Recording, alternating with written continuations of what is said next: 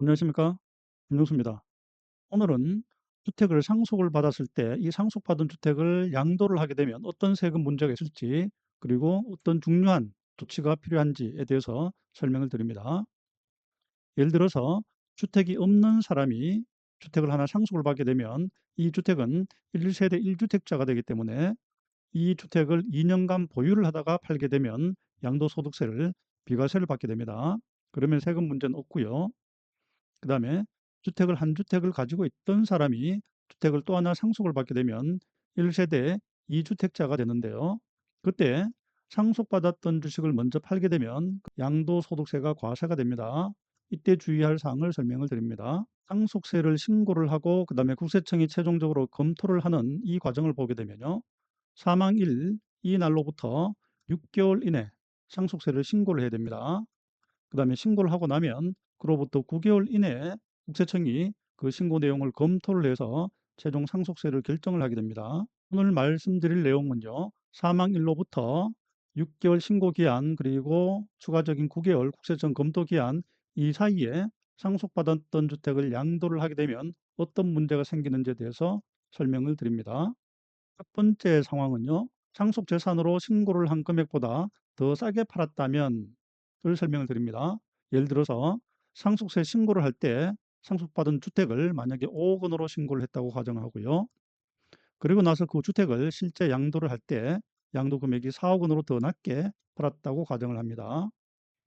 이럴 경우는 상속세로 신고했던 금액이 5억 원인데 실제 더 싸게 4억 원에 낮게 팔았기 때문에 이 상속세 신고했던 금액 5억 원이 잘못된 것입니다. 그래서 실제 양도한 금액으로 상속재산을 새로 수정을 해야 되고요. 그렇게 되면 상속재산이 1억 원이 줄어들게 됩니다. 그러면 옛날에 5억 원으로 계산해서 냈던 상속세 중에서 여기 1억 원 줄어드는 부분에 대한 상속세 부분을 다시 돌려달라는 청구를 해야 되는 것입니다. 이것은 납세자 여러분들이 직접 반환 청구를 해서 세금을 돌려받아야 됩니다. 두 번째 경우는 상속재산으로 신고했던 금액보다 더 비싸게 팔았을 때, 예를 들어서 상속재산으로 신고된 금액이 5억 원으로 주택을 신고했다고 가정하고요. 그 이후에 실제 주택을 양도한 금액이 8억 원으로 양도를 했다고 가정하겠습니다. 그러면 이때 실제 양도한 금액 8억 원이 상속세로 신고를 했어야 될 금액이기 때문에 상속세 신고가 잘못됐다고 보고요. 이때는 국세청이 문제를 삼습니다. 상속재산이 원래 5억 원이지만 8억 원으로 3억 원이 더 증가돼야 된다. 이렇게 결정을 하게 되고요. 그러면 국세청에서 상속세를 3억 원에 대한 추가 상속세를 내도록 추가 납부 통지서를 보내게 됩니다.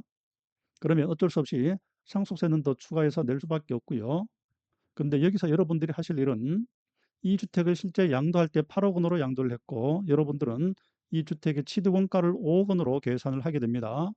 그러면 그 차이 3억 원에 대해서 양도소득세를 이미 납부를 했을 것입니다.